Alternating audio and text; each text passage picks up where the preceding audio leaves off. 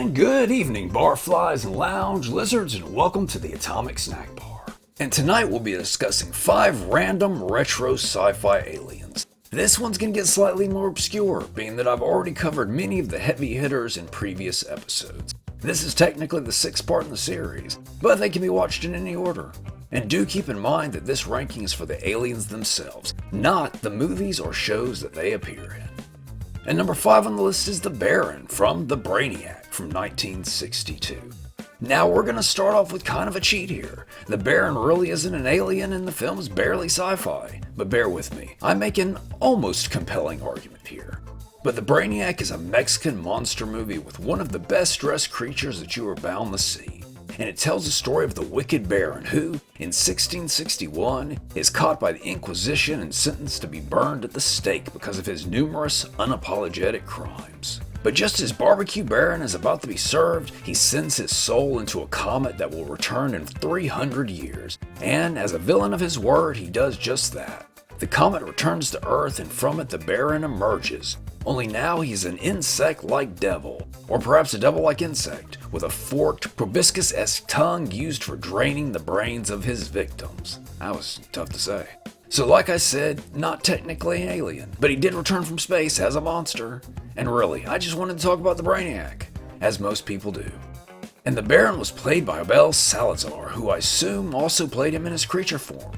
Salazar was an actor, producer, and director who appeared in El Vampiro and its sequel, The Vampire's Coffin, both of which he produced. The effects in the film are credited to Juan Munoz Ravelo. And man, I had a tough time with that one. I really should have asked Snack Bar regular Raul Cruz about it. But really, it's on him for not watching this episode in the future and traveling back in his time machine to help me out. But Ravelo also worked on Santo and the Wax Museum, Santo vs. the Zombies, and Santo vs. the Vampire Women. My first exposure to the Brainiac came courtesy of Zacherley's horrible horror VHS tape from 1986. It was one of the first trailers shown and it really stood out to me. I had really never seen anything quite like it. And number 4 on the list are the alien plant creatures from Seed People from 1992. Released by Full Moon, Seed People is basically a creature feature take on Invasion of the Body Snatchers. And it tells the story of some alien plants that come to Earth to pollinate the locals of a small town.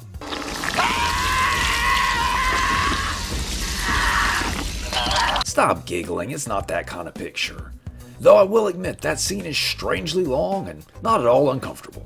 But the pollinated townsfolk become seed pods that hatch, or whatever seed pods do, and release small but extremely cool looking alien creatures. I really dig these designs, quite unique, and the film features a nice mix of puppets and suit actors. The creature called Shooter was played by Matt Dimmerit, who was actually missing his legs, thus giving the creature its unusual size, stature, and movements. And the effects on Seed People were done by the great John Carl Buechler and his team. And if you haven't watched the last 1,500 or so episodes when I went on and on and on about this underrated special effects wizard, he was responsible for the effects in Troll, Cellar Dweller, and Ghoulies 1 through 3. But there were many other talented artists who worked on the film as well, including Greg Aronowitz, who was the robot designer and special effects supervisor for a favorite of mine, Bad Channels. Also on Buechler's team was Mike Deek, who has an extremely impressive resume with work on From Beyond, Arena, and The Guyver. Yep, I squeezed in yet another Guyver reference. And speaking of Deek's work, the tumbler alien in the film, when doing his tumbling, was actually attached to a remote control car and dragged along behind it. Again, just another great example of the ingenuity of these old school effects guys. Seed People never got a sequel, but apparently the creatures did make an appearance in the 5th issue of the Doll Man Kills the Full Moon Universe comic. And number 3 on the list is Ikar from the Outer Limits episode Keeper of the Purple Twilight from 1964.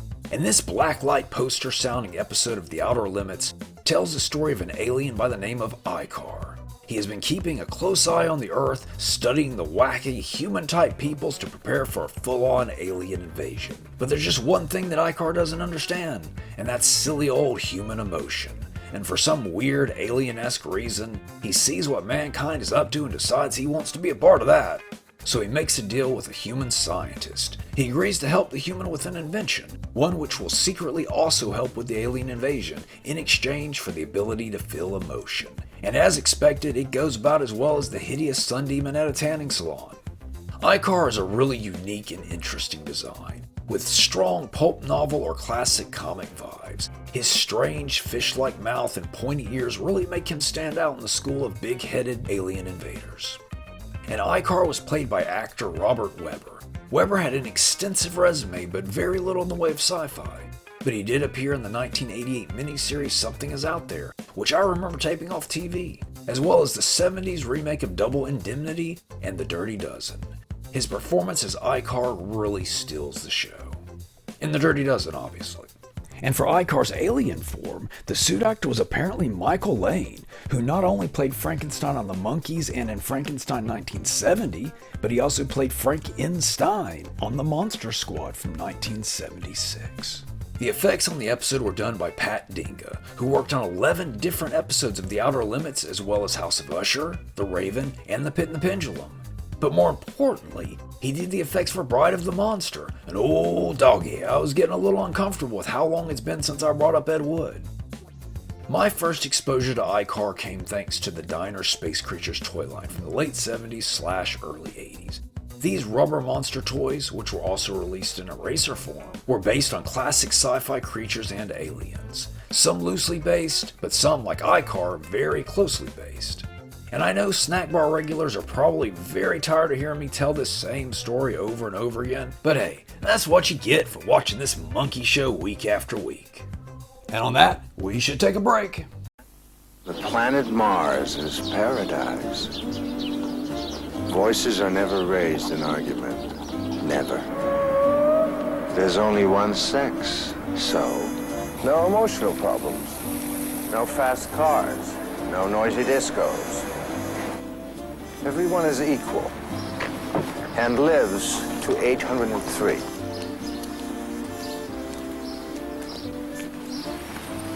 Me? I sold up and moved to Earth.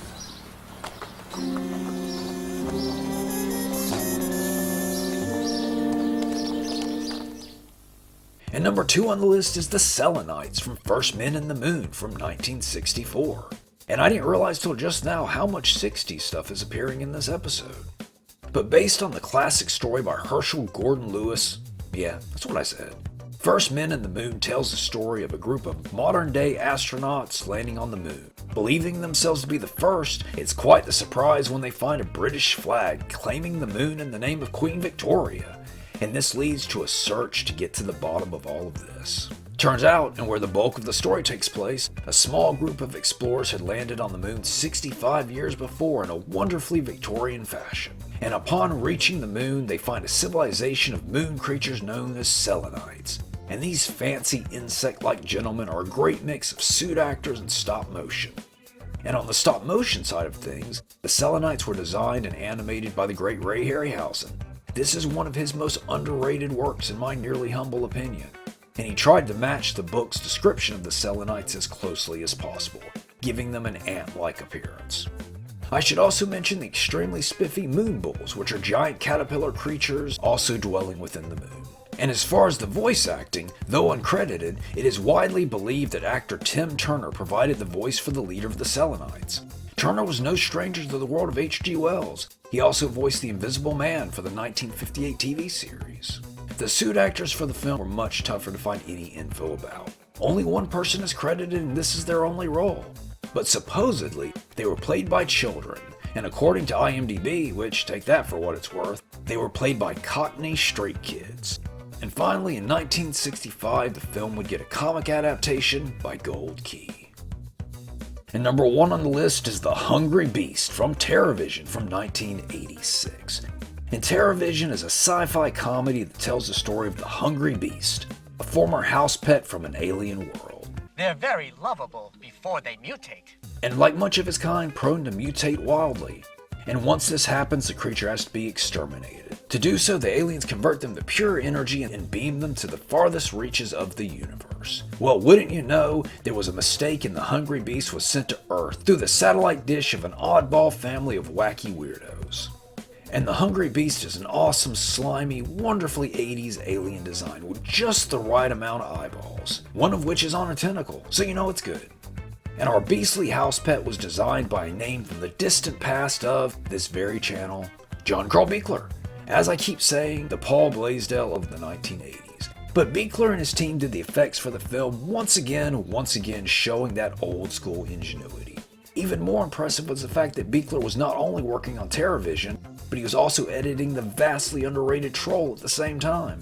The director of TerraVision, Ted Nicolau, specifically wanted a creature with no symmetrical facial qualities, and wanted it to be both goofy and scary at the same time. The biggest direction Ted ever gave us was make it look really stupid. The Hungry Beast was voiced by legendary voice actor Frank Welker, who you may know best as either Fred from Scooby-Doo or Megatron from Transformers, but that barely even scratches the surface. His resume is long and impressive and has led to Welker being one of the highest grossing actors of all time. And I think I'll leave it at that. I plan to cover TerraVision in full in a future episode. And that's all the time we have for this weekend. So, Detective, what did you think of the episode? And more importantly, yours truly. A maniac with a lot of knowledge is a threat. Well, fortunately, I don't know much of anything. I'm just reading off of a script. Please like, comment, subscribe, watch the skies, and stay atomic.